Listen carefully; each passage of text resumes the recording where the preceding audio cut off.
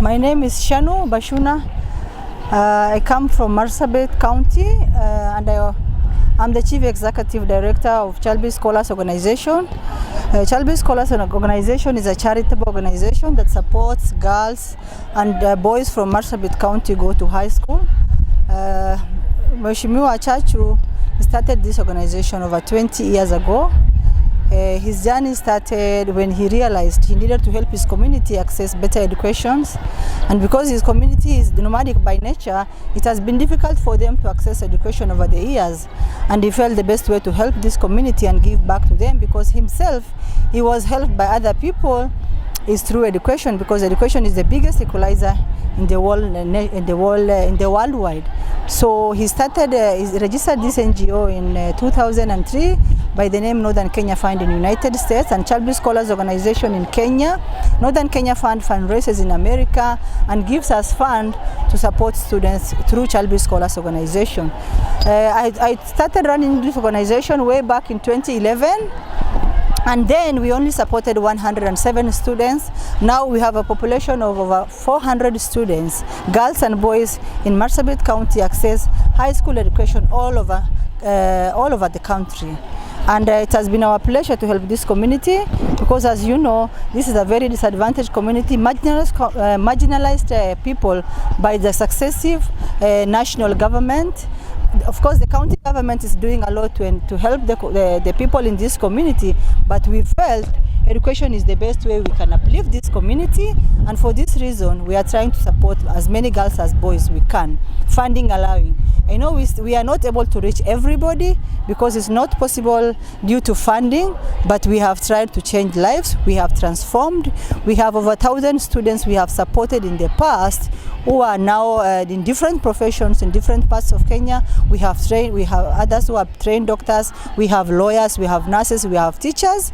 Actually, we even have students we have supported through university, and some of them have decided to go back to their local schools to teach, so as to give back. So we encourage the value of giving back to the community through our own students. We try to instill in them the value of respect, the value of appreciation, because the people who have helped them are also people who do not really understand this community, but out of their own willing heart, out of their own generosity, they decided to help this community. So as much as possible, we try to instill the value of giving back and helping, even through the students that we are mentoring now.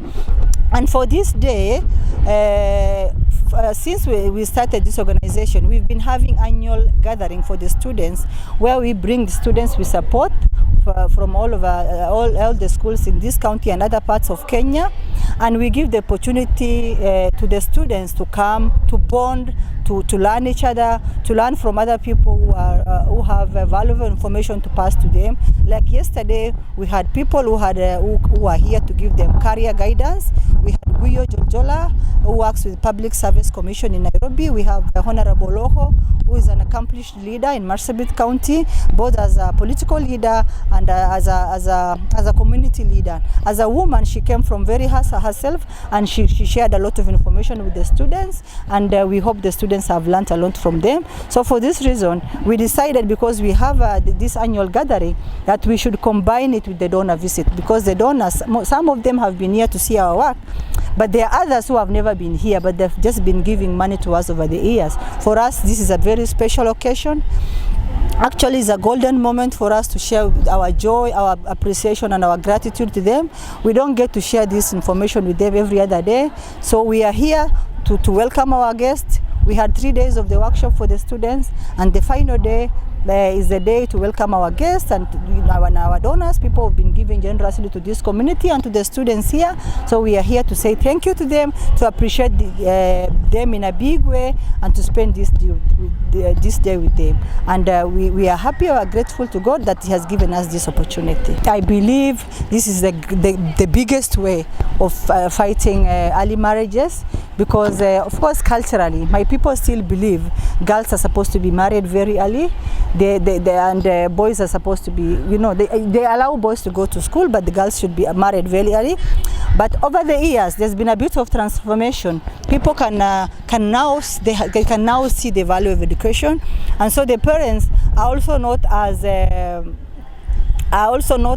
reluctant as they were in the past to take girls to school, and also because they know that there's this scholarship that is going to support these girls. In the past, when parents know the challenges which will face them in the future, insofar as paying scholarship for the girls, they shy away from taking the girls to school. But now, because they know in some way the girls will not drop out of the school, and we are able to rescue them and ensure they go through high school, the parents are willing to give out the girls to go to school.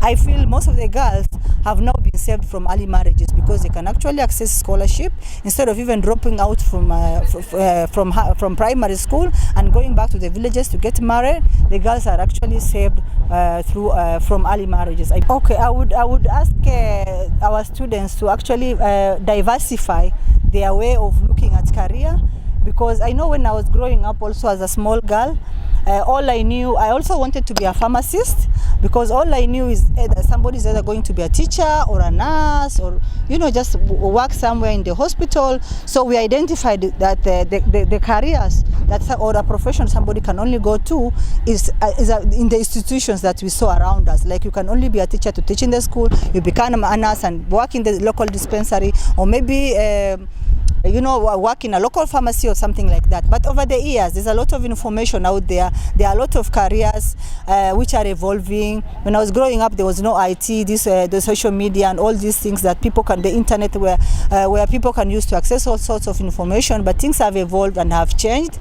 The careers which used to be regarded as very, which used to be regarded as lucrative is no longer as lucrative as it used to be. So I will encourage people to look around, diversify their way of thinking, look at other careers where others have not indulged in. I know in northern Kenya or in Marsabit now, where I come from, it becomes difficult even to find a plumber or an electrician, because people do not usually see that as noble job. They think just sitting in the office, being a CEO, or probably working in a big institutions like projects, parastatus is what they view as the only profession. Yet there are other middle-level colleges that you can go to and you can still do better, earn life and do better than just getting trained as these other courses that we all know about and we've known growing up with them. Yeah.